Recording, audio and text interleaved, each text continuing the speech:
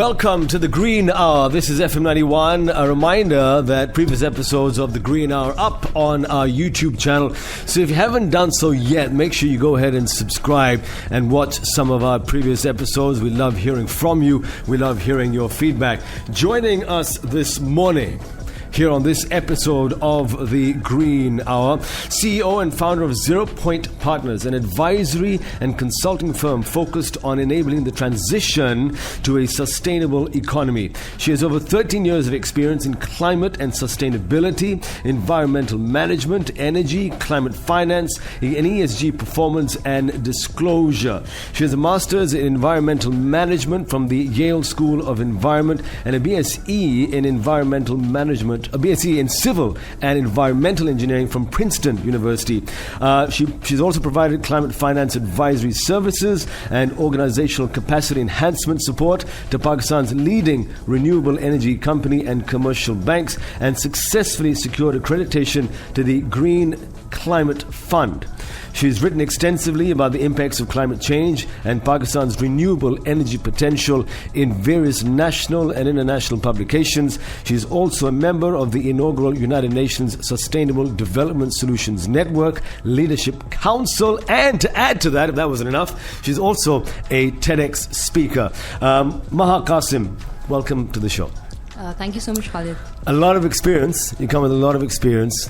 With that kind of experience and what you see in Pakistan today, what is the first thing that comes to your mind? I mean, in Pakistan at least, we've just seen these recent mega floods that have literally destroyed the entire country. Every year, it's one disaster after another. I think it's about time that everybody gets serious about the threat of climate change. It's the generational challenge of our time, and if we want to really, if we care about our future generations, about our children, about our grandchildren, then we need to act now to address the problem. We can't ignore it anymore. Yeah, and like we say, it's time we become serious. I'm thinking, when are we actually going to get serious about this? Which is why this is exactly why we decided to do the Green Hour, because it needs to be taken seriously. Well, what is ESG in a nutshell, and why is it important? So ESG is essentially, it's a framework that helps organizations define their sustainability values. ESG can be, so it's a framework. The E stands for the environmental factors, the S stands for social factors, and the G is the governance factors that help kind of define the sustainability journey of an organization. It's evolved historically from movements like corporate philanthropy or CSR, which used to be kind of organizations setting up foundations or donating large amounts of their profits to charity, maybe in health or education. But ESG is kind of, it's a holistic framework that very strategically looks at both the impacts of the environment and the social risks and opportunities on the organization, and how you can actually respond to them or even benefit from them. So just for example, the recent climate events, in the flooding event, for example, if an organization, certain production facilities might have been temporarily, out of business because of the floods. So an organization needs to anticipate and prepare for, impacts like this. During a severe storm, for example, KE, turns off generators in certain areas to avoid electrocution. So these are all kind of impacts of the environment on your business. But on the other side, a lot of businesses also impact the environment negatively. So for an FMCG, for example, the plastics in their packaging is a big problem, because at the end of the day, it's not being recycled, it's ending up everywhere in the environment, and of course somebody needs to take responsibility for it. So that's where you kind of measure or work around the impacts that you have on the environment. Is there a difference between sustainability and ESG? Definitely. So sustainability is the goal that you're trying to achieve. You want to be sustainable as an organization. What ESG does is helps you define that framework, like how are you going to approach sustainability as a journey for your company.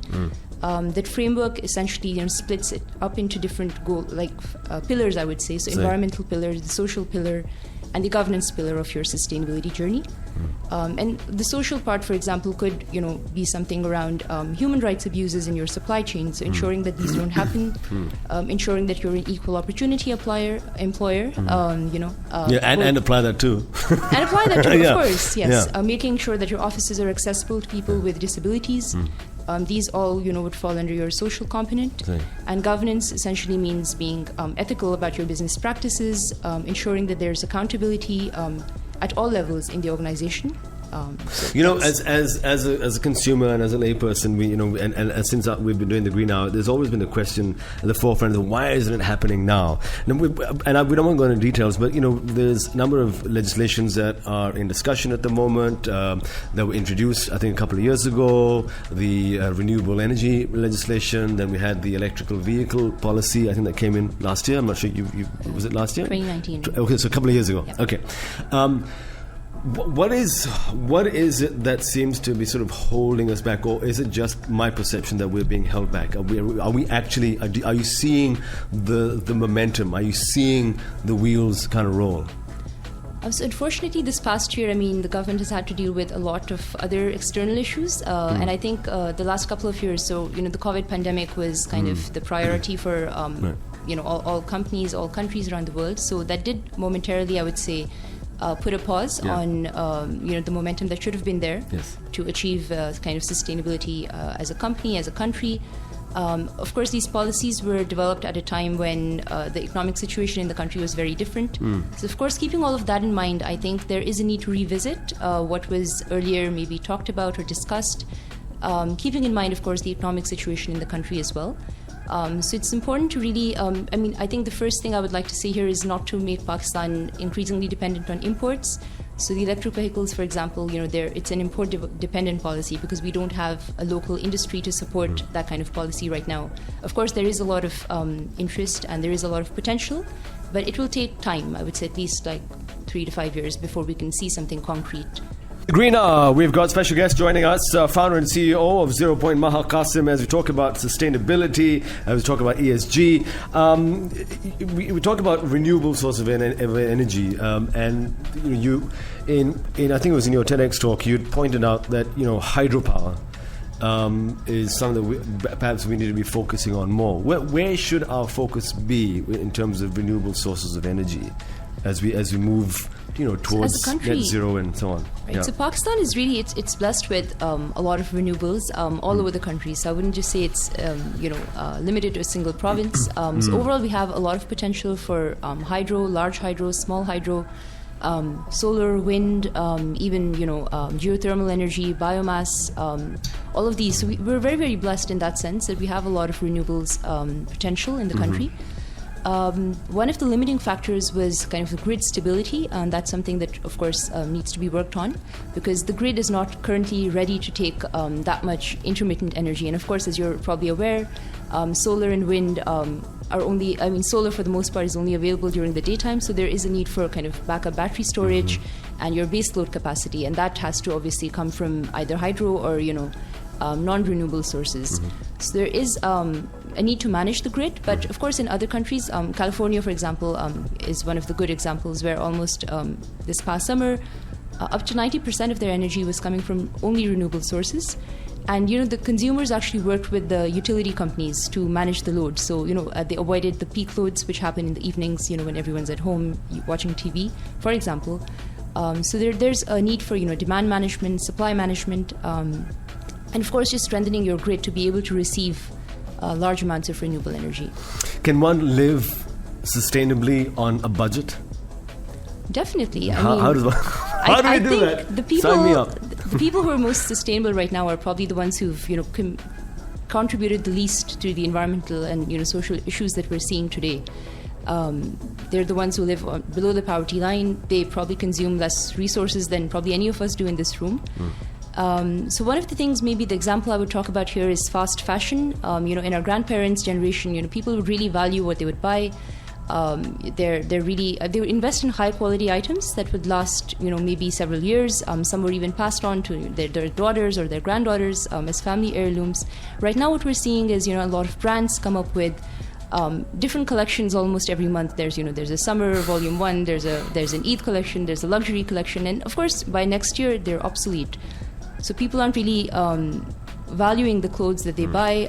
There's a shift towards a throwaway economy. You use items maybe wear them for a few weeks or a few months, and then essentially by next year they're passed on to somebody else, or not really weren't that much. So the fashion industry has a huge environmental footprint. Just a pair of jeans can consume up to 8,000 liters of water, one pair of jeans, throughout its value chain. So that's something I think as consumers we need to be very aware of and, be responsible in our purchasing decisions. That's definitely a step anyone could take. So. We just in fact, this morning I think it was that the petrol prices were revised. And they've gone up slightly. Surprise, surprise. But with price hikes across the board, in particular electricity, how can we as consumers begin to conserve energy, and how can we begin to sort of, there's always this discussion about being more aware, and what you're saying is, what I'm hearing is, let's be a little more minimalist, right? You don't need to buy every collection. You need to maybe just buy the one pair of jeans instead of the five pairs of jeans, and But how do we become minimalists with our energy at home? So I think Pakistan is already, Pakistanis in general are quite frugal and thrifty, because obviously the electricity bill is impacting all households, right, across the board. But I mean, I think just sensible choices that you could make. So for example, using your electricity intensive appliances like irons, for example, when you're ironing your clothes, you could shift that activity to off-peak hours. So make sure that you get it done in the mornings. Instead of between the hours of 6 to 10 when your electricity price is much higher than during the daytime. So there's this concept of peak pricing that K-Electric has and most utilities have. So between the hours of 6 to 10 p.m. your electricity rates will be significantly higher than they would be during the day. So shift your activities, the energy intensive ones, to the daytime. And of course, basic common sense, turn off your appliances when they're not in use.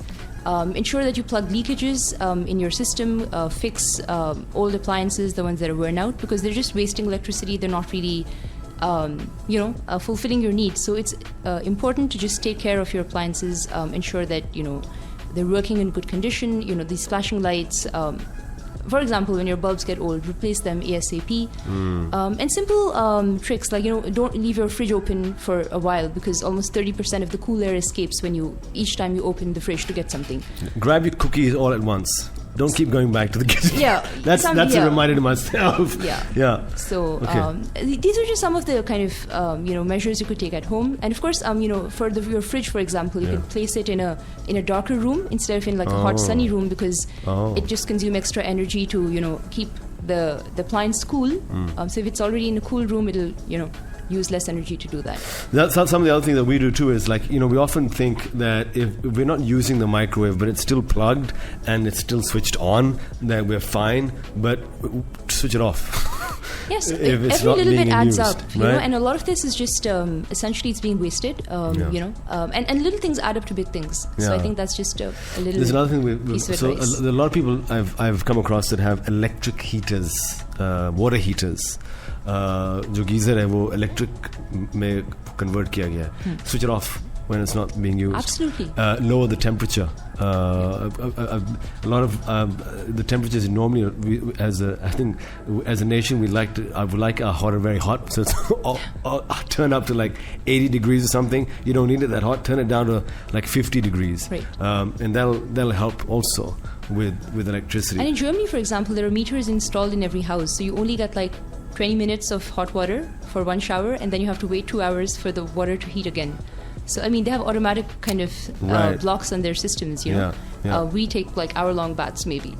So these are just like basic measures which I think everyone could take. Of course, maybe we aren't as technologically advanced as some of these other more developed nations, but, we need to start somewhere, and I think this is a good place to start. And right, we do need to take a little more responsibility in terms of how we use some of our appliances and energy at home.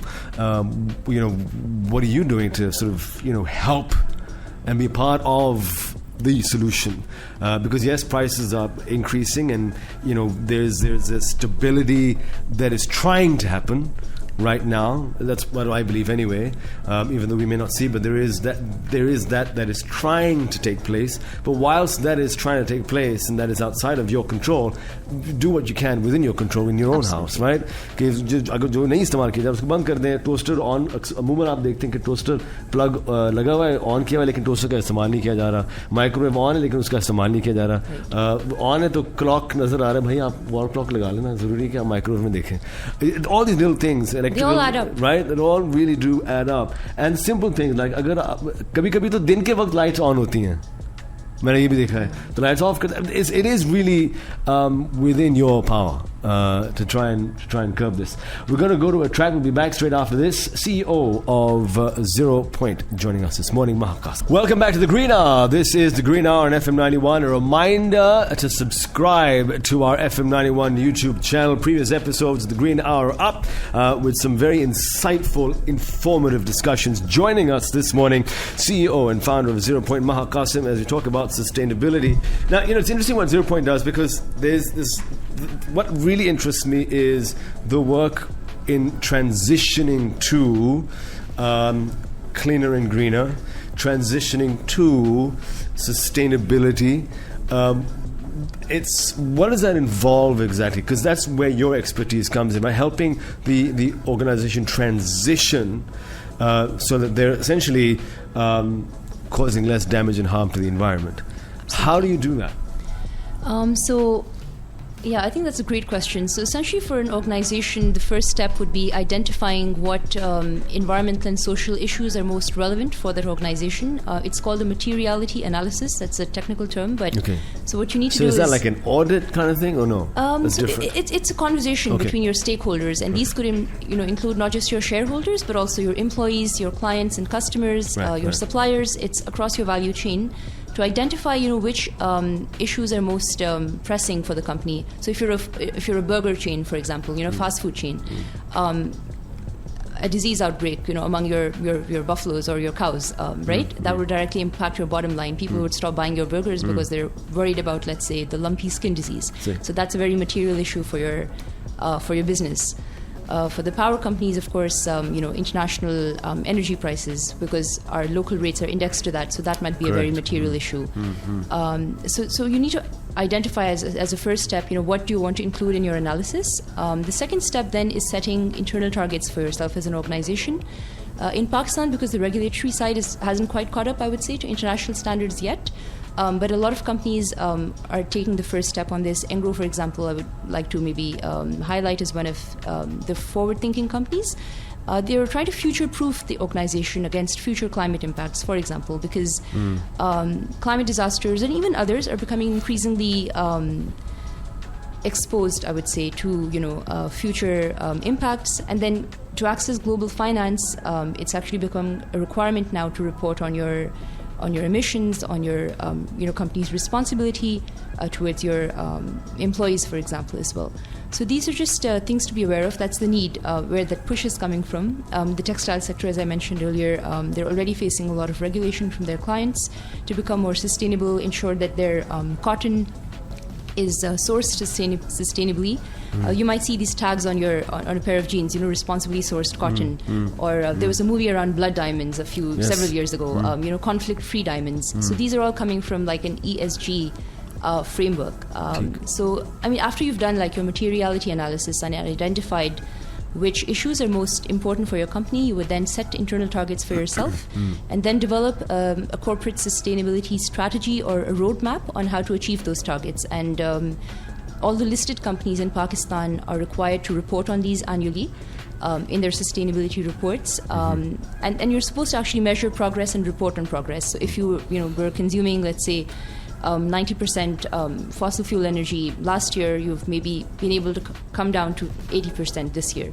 So it's a annual reduction in your consumer behavior, and then you're reporting it to your stakeholders, like your clients, right? So people increasingly are asking for, let's say, responsible cotton, so you're able to supply that for them, and it's good for your business as well, because it's you're optimizing your resources, so there's less wastage, increased efficiency, So it's a win-win from both sides. It's interesting. You said earlier, and this is in fact we were just talking about, is that specifically so healthcare. I know because we've done a few episodes of Green Hour where we've spoken about healthcare and how they're proactively, looking to go greener and cleaner and so on with looking and analyzing their sort of supply demand chain and that sort of value chain, as you said earlier on. And interesting, you brought up the textile industry and how that's probably, in terms of sustainability, really kind of moving ahead. Yes, in Pakistan definitely, because Pakistan exports a lot of apparel and garments to the EU countries and the US as well. And there's a very big push internationally to source your suppliers from sustainable sources. So as part of that value chain, they've really had to step up in recent years to meet those targets and to remain competitive in international markets. Otherwise, they'll take their business elsewhere. Right, because what they want to deal with companies or vendors who are talking about energy and talking about green and clean and who are following a particular, right, exactly, and so they're following a particular criteria and standards, absolutely, right, which is what's happening in healthcare also.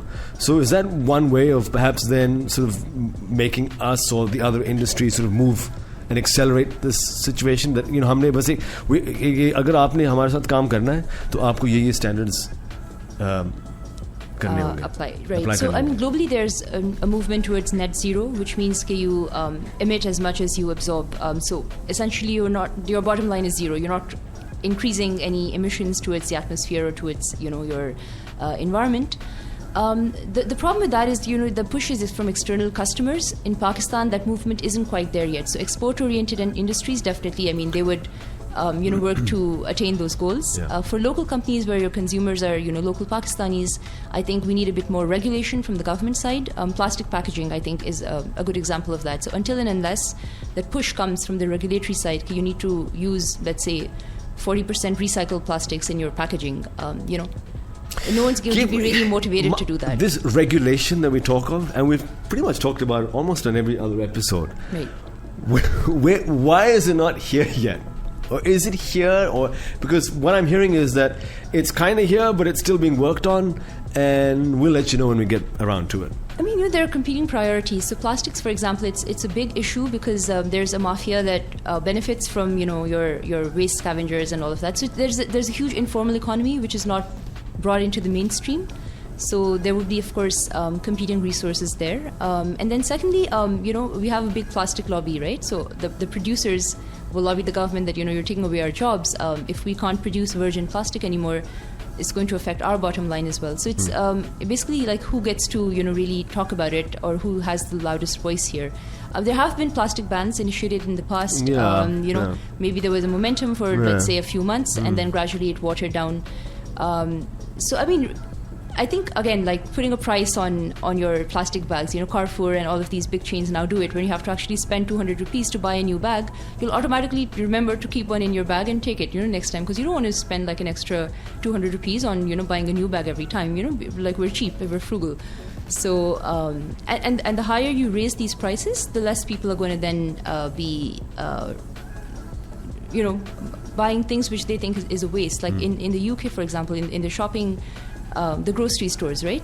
The shopping bags are priced so high that people are very, very conscious about ensuring that they take like something with them, right? A shopping bag with them. Exactly. We're talking to Maha Qasim here on The Green Hour. Coming up next, what is in store for us down the line? This is The Green Hour on FM91. Maha Qasim, CEO and founder of 0 Point, as we talk about sustainability and ESG and the transition.